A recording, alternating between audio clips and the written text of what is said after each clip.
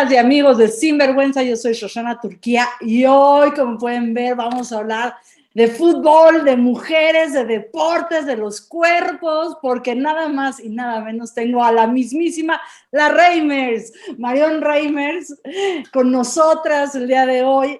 Ella es una de las 100 mujeres más poderosas de México, embajadora de buena voluntad ante ONU Mujeres, y es la voz de básicamente los campeonatos más importantes del mundo en el deporte y también de Juegos Olímpicos, pero sobre todo la quiero invitar aquí a Sinvergüenza porque Marion ha hecho un gran trabajo por incluir a las mujeres y sobre todo a las niñas al universo del deporte y el deporte como una herramienta, como ella bien dice, un caballo de Troya para lograr mayor equidad y igualdad en nuestro país. Bienvenida, Marion, ¿cómo estás? Al contrario, querida, muchas gracias por recibirme. Un saludo a toda la gente y, por supuesto, feliz de poder estar aquí con ustedes. Y gracias por esa introducción. Oye, ¿cuánto te debo? Luego hablamos de eso, querida. A ver, Marion, has decidido tomar el rol del periodismo deportivo con una seriedad un poco inusitada dentro del medio, ¿no? Denunciando a los principales carteles, denunciando a los managers, denunciando la violencia de los jugadores. ¿Cómo llegaste a ponerte ahí, a colocarte ahí en lugar de un lugar de sumisión y decir, bueno, soy la cara bonita del fútbol? Ay, bueno, creo que habemos muchas personas que pensamos que el periodismo deportivo puede dar para mucho más. En mi caso, pues tuvo que ver con un montón de situaciones, puntualmente el haberme puesto los lentes del feminismo, que creo que cuando todas nos lo ponemos como que de repente nos descoloca un poquito, pero invariablemente para mí fue un camino, desde que me fui a hacer mi maestría argentina, de entender que el deporte tiene una dimensión social muy importante, que tiene posibilidades de cambiar, en efecto, nuestro entorno. Y, y fue ahí que empecé a entender pues con mayor claridad la valía y la importancia que tenía esto. Yo siempre quise estudiar comunicación, entendía la importancia de los medios como un poder importantísimo, pero bueno, tal vez no había reparado, al igual que muchas otras personas, en la importancia de esto y en cómo le estamos regalando pues al patriarcado y a diferentes sistemas de opresión algo que es una herramienta y, como bien dices tú, un caballo de Troya bien grande, ¿no? Entonces ahí fue donde empecé a entender esto, empecé pues sentirme mucho más comprometida con esta clase de circunstancias y de situaciones. Y bueno, de ahí en más, pues andamos armándola de todos, pateando el avispero como tanto nos gusta. Cuéntanos un poquito a quienes no conocen de qué va Somos Versus, esta organización de la sociedad civil que fundas y que ¿Mm? realmente está haciendo grandes propuestas en el deporte para las mujeres y las niñas. Bueno, muchas gracias para empezar. Este es un trabajo constante y creo que el de muchas mujeres que colaboramos en esa organización. La fundamos hace ya poquito más de 5 años. Y recientemente terminamos uno de nuestros proyectos más grandes, que fue el Observatorio de Medios. Observamos alrededor de 10,000 notas en un periodo de casi un año en periódicos digitales e impresos. Y bueno, los resultados que se han arrojado o que hemos encontrado hasta el momento, que son preliminares, pero ya estamos por entregar el informe final, pues nos sorprenden, ¿no?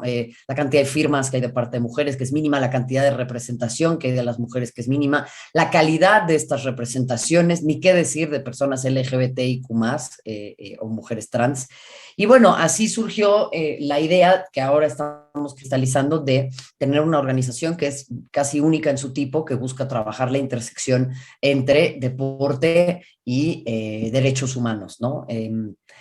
Única en su tipo en México, quiero decir. Entonces ahí hemos trabajado también con la primera editatón, ¿no? De mujeres en el deporte, en donde visibilizamos toda la tarea de las mujeres en el deporte y sobre todo a las jóvenes futbolistas que no tenían entradas en Wikipedia. Hicimos una campaña muy importante en redes en contra de la violencia contra las periodistas deportivas.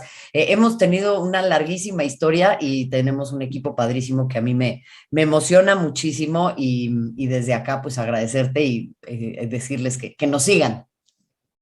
Que hacen un trabajo extraordinario y no podemos hablar de los procesos de inclusión de las mujeres en el deporte, como en otras esferas de la sociedad, sin hablar Claro. de violencia.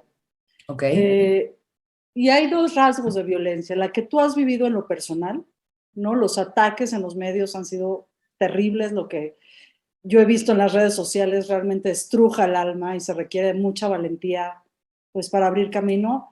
Y la otra violencia, la violencia sistémica, la violencia de no dejar pasar, la violencia de no pagarle a las mujeres.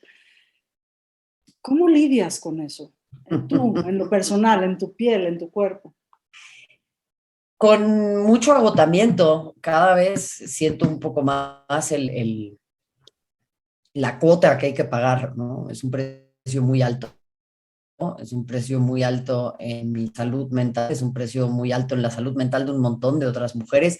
Y mira, yo soy una mujer blanca, privilegiada, cisgénero, con acceso a un montón de cosas, ¿no? Acá nos va a tomar una fotito, listo.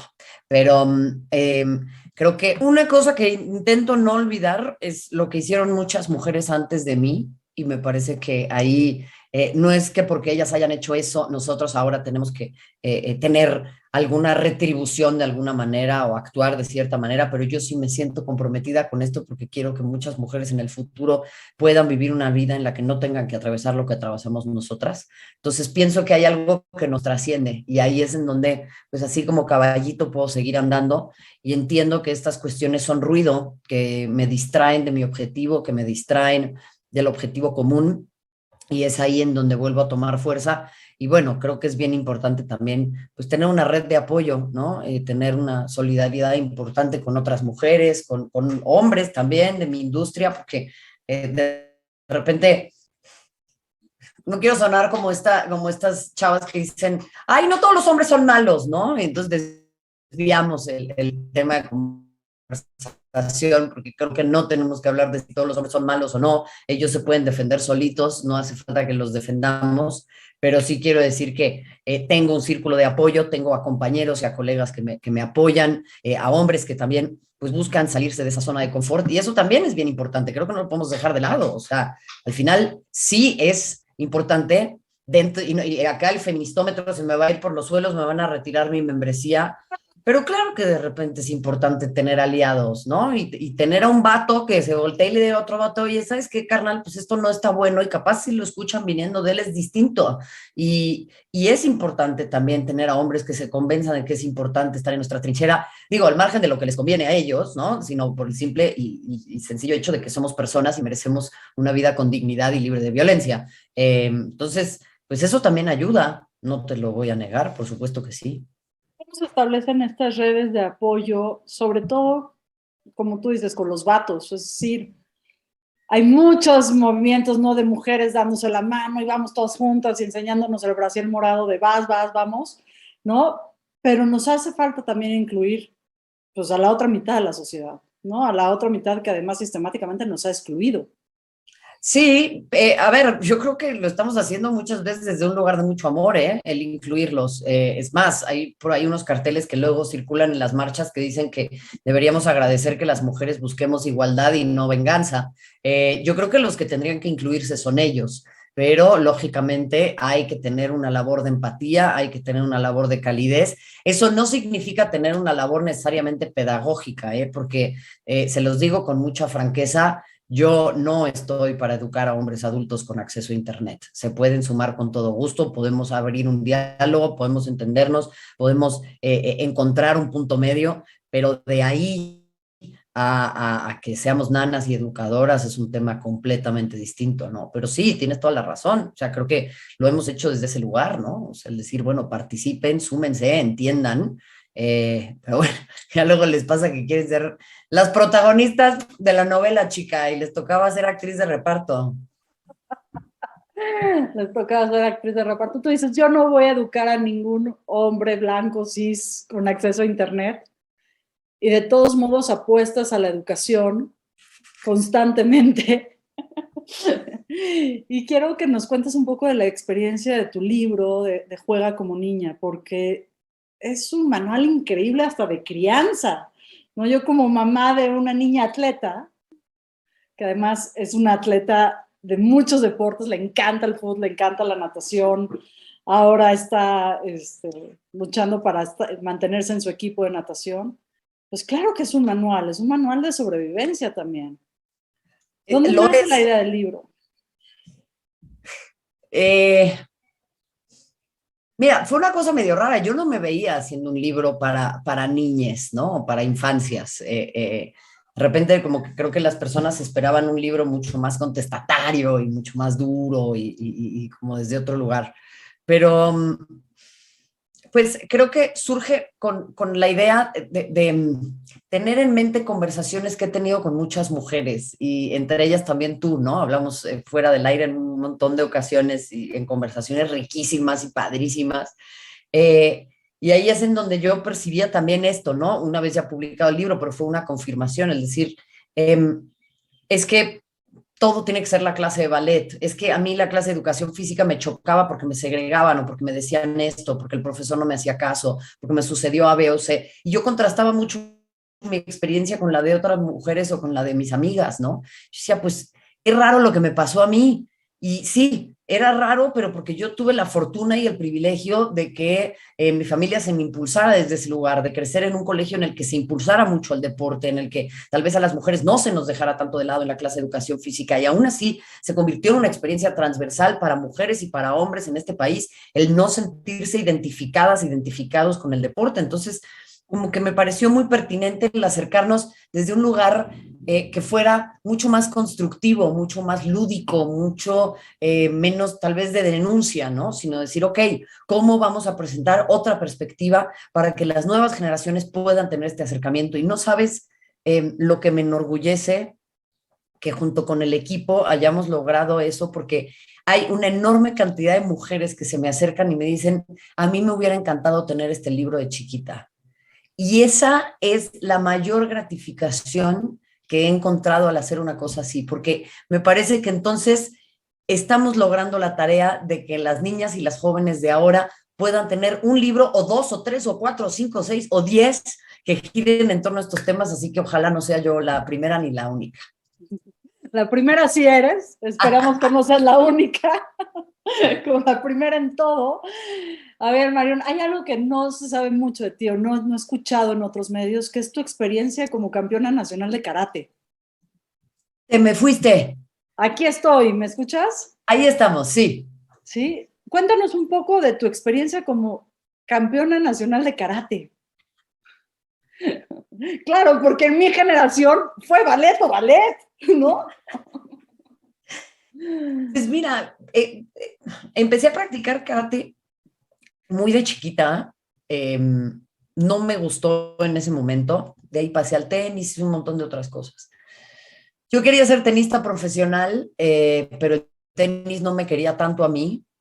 Y fue un deporte que mentalmente me agotó mucho, que me costó mucho trabajo posicionarme desde el aspecto mental. Entonces me cansé, me sentía desgastada, lo dejé y el acuerdo en mi casa era, está bien, puedes practicar lo que tú quieras, no es a fuerza el tenis, pero entonces tienes que elegir un deporte, el que sea.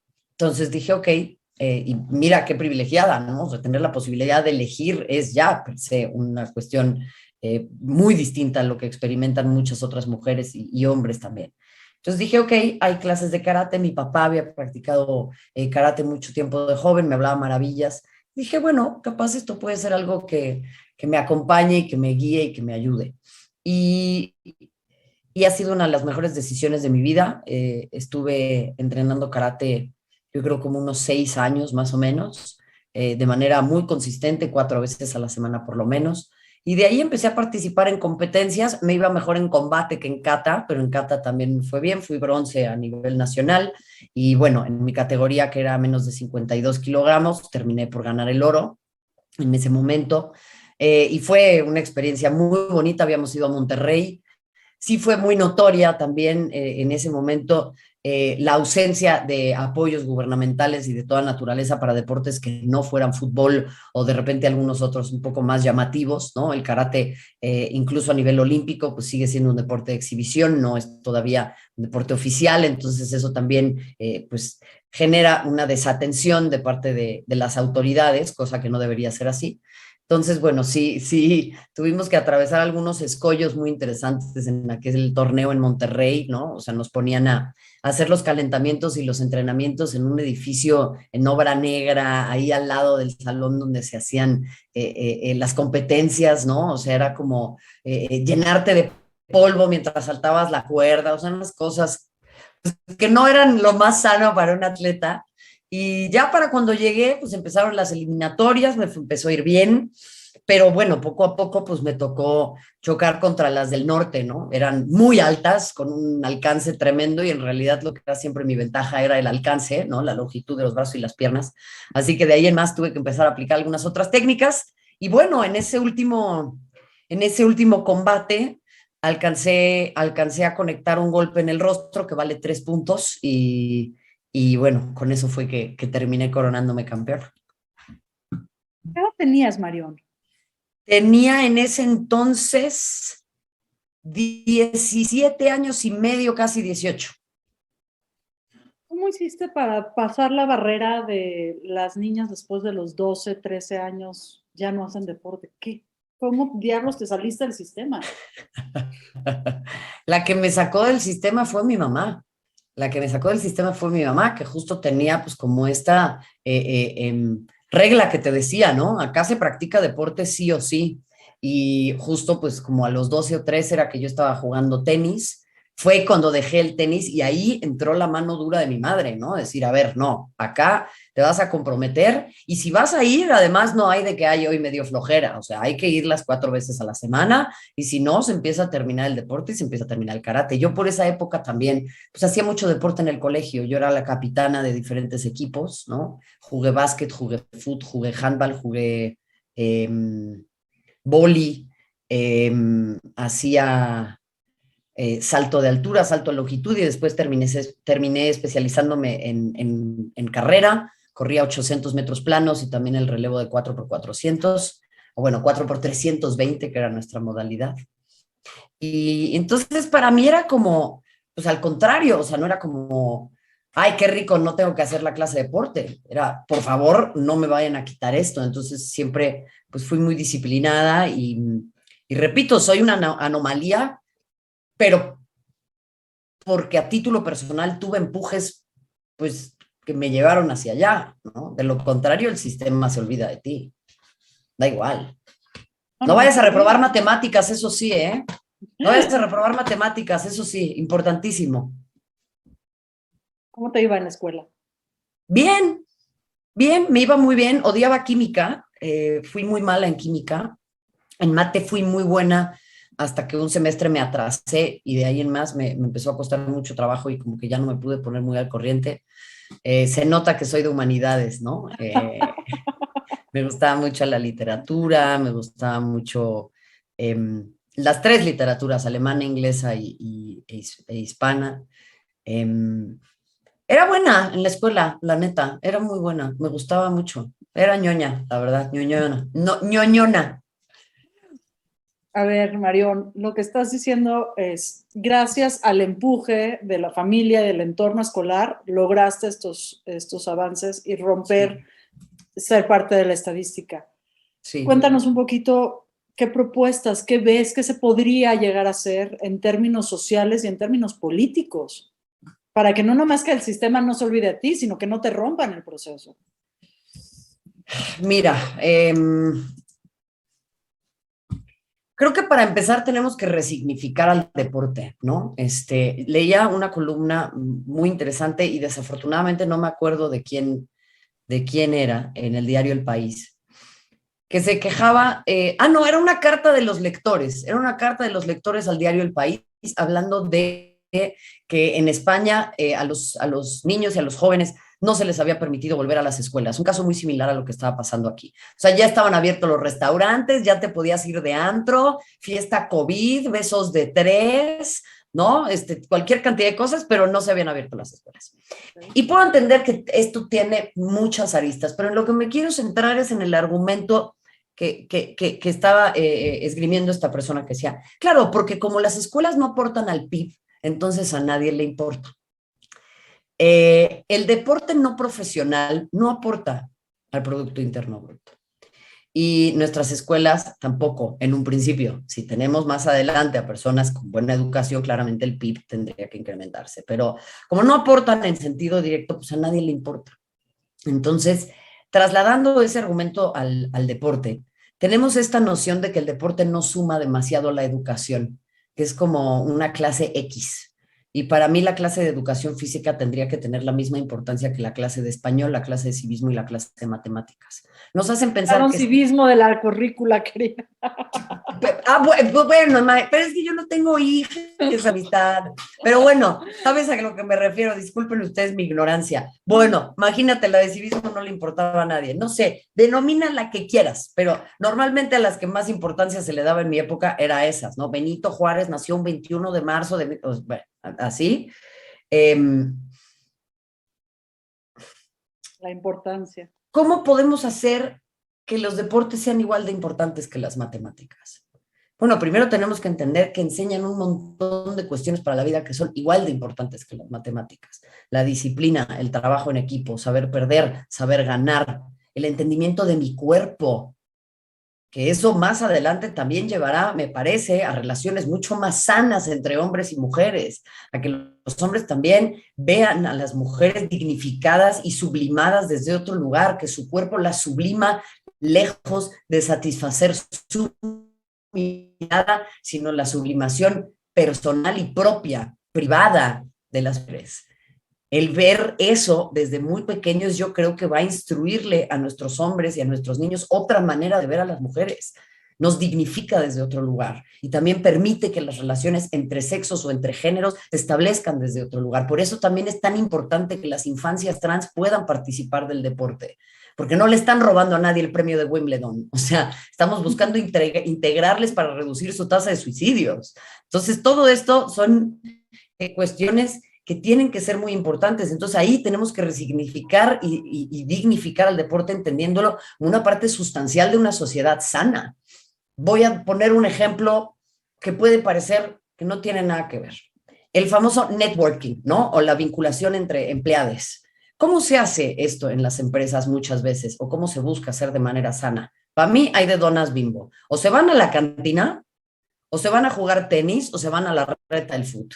Y esos espacios están protagonizados por hombres. Cuando se arma la reta entre los de finanzas contra los de contaduría o cuentas por pagar o ventas o como le quieras decir en cualquier área godín, hay una solidificación de las relaciones y las mujeres no formamos parte de eso. Nos perdemos una gran parte de esas situaciones. Entonces, el acercar a las personas al deporte desde pequeñas tiene que ver con todo esto. Hay que cambiar el currículum, hay que dar una mayor inversión a esto, pero, repito, hay que empezar a entender al deporte lejos de esa dimensión de deporte espectáculo y de deporte que genera dinero y que contribuye al PIB. No todo es, y mira que me encanta, pero no todo es la liga de fútbol, no todos son los combates profesionales de boxeo, también hay otras cosas. ¿Cuál es la puertita que nos lleva a esta resignificación? O sea, porque eso suena súper macro y súper difícil, ¿no? De accesar. No, pues si yo supiera cómo ya lo hubiera resuelto, man, pero mira, creo que lo primero es de repente acercar también a defensoras y a defensores de derechos humanos, a defensoras y defensores de la educación, a personas que constantemente están apelando por la centralización de las infancias y quitarle un poco el adultocentrismo a nuestro mundo, pues entender al deporte como un vehículo para esto. Y siempre al deporte como que lo minimizamos, es como una cosa así, como, bueno, X, ¿no? Pasa también en los feminismos. ¿Por qué nos vamos a meter ahí si está todo lleno de hombres? Pues justo nos tenemos que meter ahí por eso, porque esos territorios en disputa son los más desgastantes y son los más importantes. ¿Por qué? Porque le estamos regalando al patriarcado una herramienta hermosa y le estamos regalando a muchos otros sistemas de opresión una herramienta hermosa. Entonces, yo te diría, la primera puertita es esa. Los medios también tenemos que contribuir de manera muy importante. ¿Por qué? Porque glorificamos constantemente el deporte como este espacio de exigencias exitistas, en donde lo único que importa es ganar sin importar cómo. Creo Creo que tenemos que quitarle al deporte estos valores de masculinidad tóxica que tienen que ver con la humillación, que tienen que ver con el dominio, que tienen que ver con el doblegar al ajeno y empezar a pensar en la sublimación o la sublevación propia y no la humillación ajena. Sé que otra vez son conceptos muy abstractos, pero es que si yo te contara la cantidad de gente con la que hablo sobre deporte que hasta con un cierto snobismo intelectual me dice, ay no, yo eso no le hago. ¿Cómo? Me preocupa tu salud. Me preocupa tu salud, te lo juro. O sea, tu concepción de tiempo, espacio, distancia, ¿no? Está muy permeada por tu incapacidad de practicar deporte. O sea, yo no te estoy diciendo que tengas que ir a ver el América todos los fines de semana, pero ¿qué haces tú con tu cuerpo? Y esa relación individual, esa relación privada y esa relación única no la estamos fomentando, todo lo contrario. Tenemos un país que es número 1 en obesidad infantil porque no tenemos, y aquí sí voy a poner una carga importante también en las madres, no, más bien no voy a poner una carga en las madres, sino como las mujeres pocas veces gozan de una vida privada, mucho menos las mujeres con hijes, porque generalmente estamos circunscritas a la vida doméstica en esta narrativa tradicional, pues claramente es muy difícil que las mujeres practiquen deporte con sus hijos. Entonces es lógico que las infancias no van a querer hacer deporte. O sea, necesitamos a más mujeres haciendo deporte para que puedan hacer deporte con sus hijos. Sí, salir a jugar la cascarita y correr al ¡Claro! parque y sentirse seguras. ¡Claro! Tal cual, tal Quitar los cual. pases. Pues es que ¿por qué tenemos constantemente el torneo de padres e hijos y no tenemos el torneo de madres e hijas? ¿Por Es qué no una nos muy buena preguntamos esa clase propuesta, de ¿no? cosas? ¿No? Es que esas son todas esas cositas, o sea, pero no activamos. Y sí necesitamos una inversión gubernamental muy fuerte en programas deportivos y creo que tendrían que existir, tal vez, qué sé yo, pero incentivos fiscales, ¿no? Para programas deportivos. Y te diría, ahora que me acuerdo también, tomando como ejemplo lo que sucedió en Estados Unidos con el título 9 o el Title 9, el ¿Qué es cambio en la eso? legislación. Hubo un cambio en la legislación en 1970 que decretaba que no podía existir una discriminación basada en el género en cuanto a los recursos que se destinaran para becas de toda naturaleza, ¿no? Deportivas, artísticas y demás, en las universidades en Estados Unidos. Y en realidad, en donde mayor incidencia tuvo, clarísima, fue en el deporte. Estados Unidos es hoy por hoy la potencia olímpica que es gracias a esto, porque la participación de las mujeres se incrementó de manera muy marcada. Es más, de 1970 a, me parece, 2010 era la cifra, la participación de las mujeres en el fútbol soccer se incrementó en un 1,200% gracias a esta ley. Y por eso tienen 4 copas del mundo, ¿no? Esto lo impulsó mucho Ruth Bader Ginsburg, la jueza de la Suprema Corte que recientemente falleció, y también la figura de Billie Jean King. Entonces, estas legislaciones las tenemos como ejemplo en otros países. ¿Por qué no hay becas igualitarias en nuestro país en cuanto a deporte en las universidades, por ejemplo, privadas? Habría que legislar eso. Pues ahí le estás dejando la chamba a las legisladoras que se dicen feministas, pero queremos verlas en acción también. Estoy esperándolas desde aquí. Pues hacemos la ley Reimers, la Reimers. ¡Ay, que te oigan! Pues que nos oigan sin vergüenza, ¿por qué no? A ver, aparezcan. Además del tema del deporte y la inclusión de las mujeres, has hablado muchísimo de las infancias trans. Profundicemos un poquito en ese tema. ¿Qué te mueve? ¿Qué opinas? ¿Cuáles son las dificultades? Mira, quiero poner aquí una cosa como muy, muy en claro, ¿no? Este es un tema en el que yo estoy aprendiendo también. Este es un tema en el que me estoy sentando mucho a escuchar. Este es un tema en el que no soy una especialista consumada. Creo que ninguna de nosotros es, ¿no? Seguimos aprendiendo en el camino. Hay situaciones puntuales en las que todavía no tengo una opinión del todo formada. Es una cosa que va cambiando conforme voy aprendiendo. Lo digo con plena apertura y con mucha humildad, ¿no? Para que también quienes nos ven pues puedan sumarse en este camino.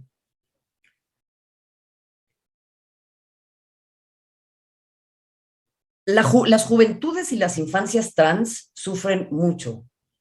Y no quiero yo necesariamente meterme en lo que suceda en su esfera familiar y cómo es que vayan a transicionar, desde qué edad, o sea, todas esas son temáticas que me resultan muy complejas y en las cuales no tengo todavía información suficiente. Yo no tengo hijes, entonces también de repente es difícil centrarme en una posición como si tuviera, porque pues no me lo puedo imaginar. No obstante, sí considero que todos los seres humanos merecemos acceso a una vida libre de violencia y una vida digna, y que tenemos que tener la oportunidad de tomar nuestras decisiones, asumir las consecuencias de estas también, y de movernos en entornos sanos y que nos ayuden a prosperar. El deporte, sin distinción, es un catalizador para esto. El deporte mejora la vida de las personas sustancialmente, mejora la integración en las infancias y las juventudes, permite la camaradería, toda esta clase de valores muy bonitos que podemos llegar a encontrarnos. Entonces, me parece que poner a las infancias y a las juventudes en el centro de, es que van a tener una ventaja competitiva, que además eso ni siquiera es una cuestión, porque ya científicamente se están entendiendo muchísimas cuestiones que tal vez antes teníamos entendidas de otra manera, y eso, por ejemplo, castigó a deportistas como Caster Semenya, ¿no? Que tiene un hiperandroginismo, me parece que es lo que le sucede, es decir, su cuerpo naturalmente produce más testosterona que el promedio. Ello le ha impedido competir con las mujeres y la han sometido a una clase de humillaciones, violencias y racismo que es tremendo. Pero vuelvo a lo mismo, acá no estamos hablando de eso, estamos hablando de la integración, estamos hablando del deporte como un vehículo hacia otro lugar. Entonces yo sí considero que a temprana edad es importante incluir a las infancias y a las juventudes trans, porque les va a dar un sentido de pertenencia, porque les va a dar un sentido de crecimiento, porque les va a permitir relacionarse con las otras personas desde otro lugar, y a las personas que estamos alrededor de ellas también. O sea, ¿por qué tenemos que impedirle a la gente participar? El deporte es una actividad humana sujeta a interpretación y a modificación. O sea, por Dios, porque si no, seguiríamos tirando con arco desde un caballo, cosa que ya no hacemos, y estaríamos matando bisontes en los Juegos Olímpicos, cosa que ya no hacemos. Estarían los hombres desnudos, embarrados en aceite, haciendo lucha greco, permíteme. Ah, no, no es cierto, eso no, pero no, o sea, hay tantos deportes que están cambiando. ¿Por qué no buscamos también cambiar nosotros un poquito también en aras de que tal vez podamos tener a personas más sanas y que además forman parte del grupo que tiene la tasa de suicidio más alta? Las juventudes y las infancias trans son un grupo que está súper en riesgo. ¿Por qué no nos acercamos a escucharles y les permitimos, ahora sí literal, jugar y les prestamos la pelota, ¿no? No seamos el niño ese pesado del patio que se lleva su balón bajo el brazo y dice, no, este es mío, y se va y ya nadie más juega, ¿no? O sea, literal y metafóricamente permitamos que toda la clase juegue, ¿no? Llenemos así como tú tienes tu pared llena de balones, los patios. Hay para todos, hay balones para todo el mundo. Hay balones, hay cuerdas, hay espacio para todas las personas, y creo que eso es fundamental. ¿No estás de acuerdo conmigo? Yo creo que también, o sea, es como... Pero radicalmente, o sea, ¿no? yo tengo mucho tema con la palabra inclusión. Sí. Porque eso implicaría cambiar a las personas para que puedan participar de tal o cual sistema. Y me gusta mucho más la palabra integración. Es decir, cambiemos el sistema para que todos quepamos. Totalmente, totalmente, ¿no? Totalmente. Y eso yo creo que sería radical desde los patios de las escuelas y las clases de educación física hasta las barras de fútbol, ¿no? Tal cual. O sea, el término barra a mí no me gusta. Hay personas que lo buscan resignificar, me parece maravilloso. A mí es un término que no me gusta por la carga que tiene, ¿no? Pero tienes toda la razón. O sea, hay que empezar a incidir en estos espacios y hay que darles otra valía y hay que darles otro lugar. El deporte no lo podemos dejar en manos de unos cuantos, porque ya hay unas legislaciones súper fuertes en Estados Unidos en contra de las infancias y las juventudes trans, y yo creo que eso es otra vez darle al deporte nada más la valía de ganar o perder, este binarismo, ¿no? De, no, porque lo que más importa es el resultado. No creo que lo que más importe a esa edad sea el resultado, ¿no? ¿O qué le estamos enseñando a las infancias? Es lo que más importa. Claro, está mal, pues que jueguen. No. A ver, lo dices aquí, que jueguen y claro, yo lo que quiero es salirme al patio a echar una cascarita contigo. Te Pero al ganarías, mismo, pero no importa, vamos. no creo, pero también tienes un micrófono frente a la Champions, también tienes un micrófono frente a los Juegos Olímpicos, donde ahí sí parece que el foco, digamos, industrial, porque es una industria también, Sí, está sobre el ganar. ¿No crees que claro. hay una posibilidad de discurso distinto o ya me estoy yendo muy lejos? No, O sea, así se no, llama la liga, ¿no? Los es que por Champions, o supuesto sea. que no, lo que pasa es que todo esto se construyó en el ultrafoco patriarcal, ¿no? O sea, y prueba de ello es lo que sucedió, por ejemplo, en los Olímpicos de verano, ¿no? En Tokio. Vimos a una Biles, la mejor gimnasta de todos los tiempos y probablemente una de las mejores atletas de todos los tiempos, hablando de salud mental.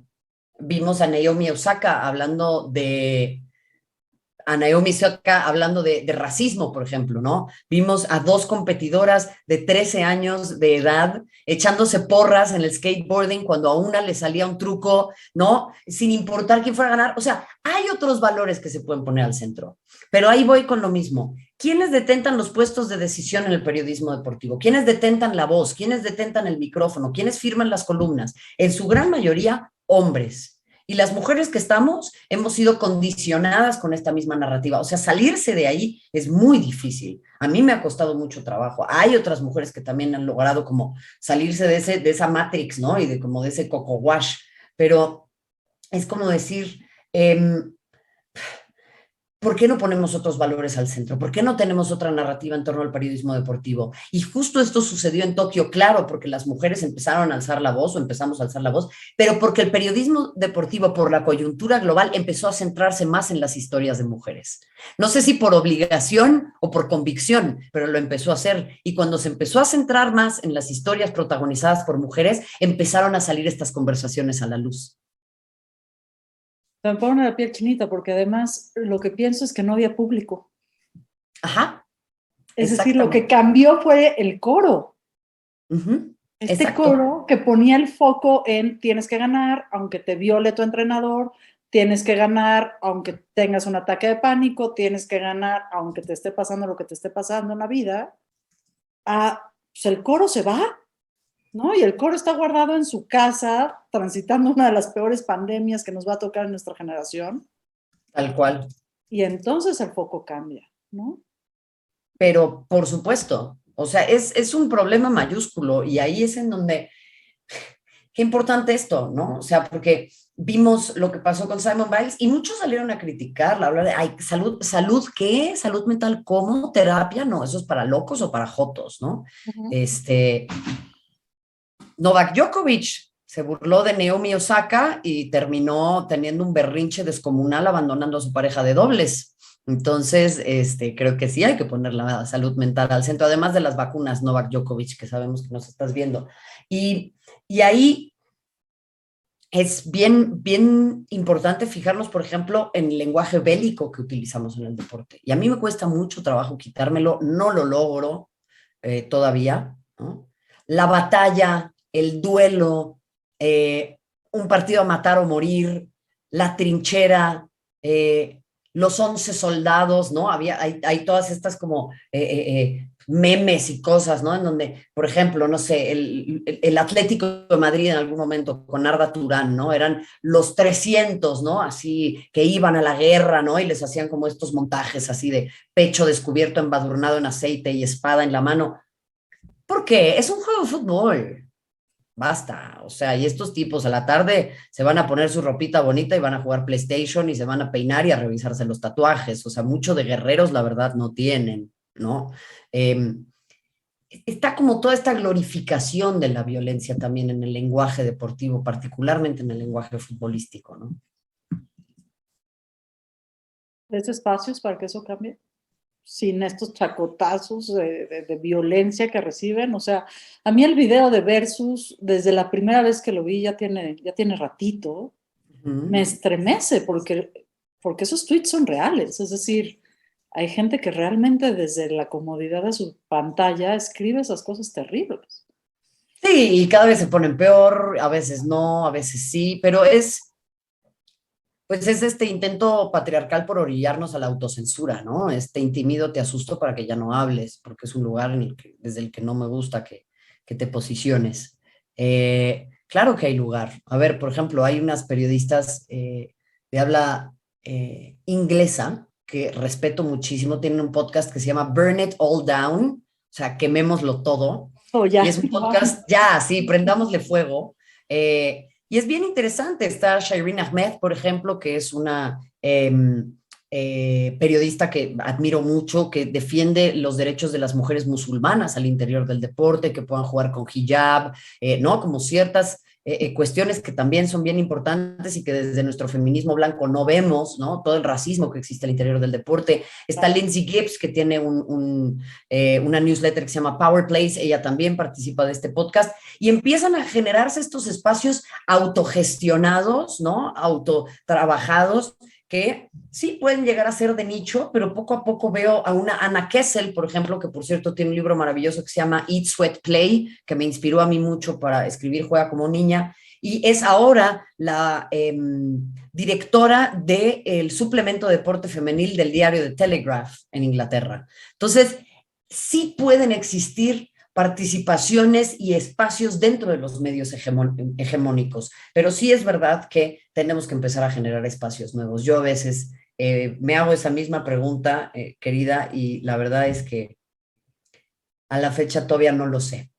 No sé si dentro de esta hegemonía vamos a lograr generar estos espacios que queremos, o más bien, como dirían mis amigas del podcast, hay que prenderle fuego a todo y volverlo a hacer. Pues ahí vamos, en Somos Versus, ahí le están dando los codazos. Los pisotones abajo. Ahí estamos dándolo todo. Mario, no te puedes ir de este espacio sin contestar la pregunta clave. Ok.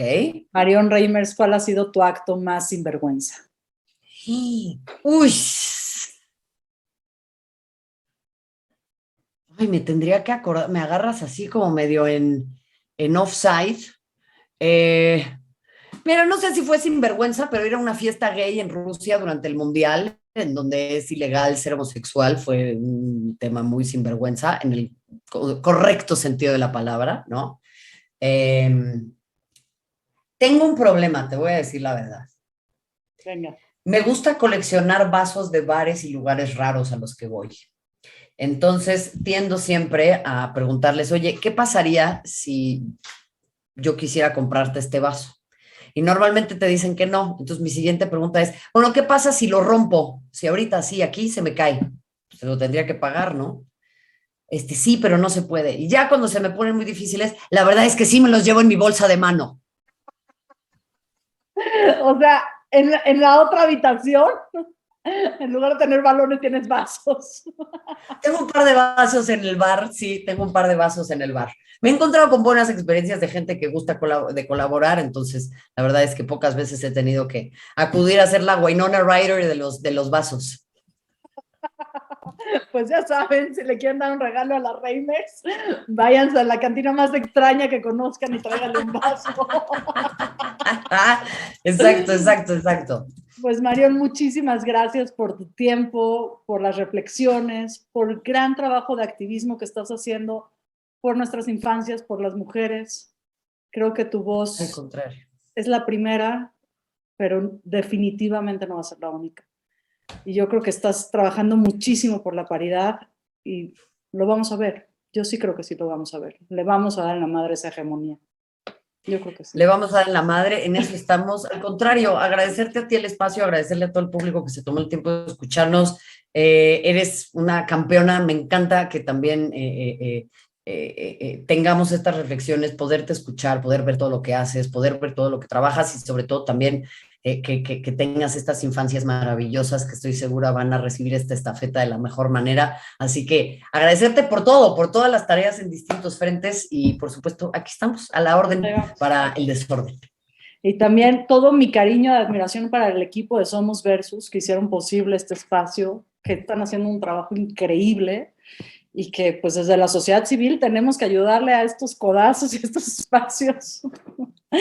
También quiero agradecer muchísimo a mi querido productor Eric King, que se la rifa increíble junto a todo el equipo de Radio 13 Digital, a Diana Quiñones y a Tania Valdés en el diseño, a Danae Ramírez en las redes, a Miguel Carlo, a todo el equipo de Radio 13 que nos ayuda a seguir conectando con nuestra luz. Gracias, Marión, eres enorme y compartes tu luz. Gracias. Muy buenas tardes, yo soy Shoshana Turquía y esto fue Sinvergüenza.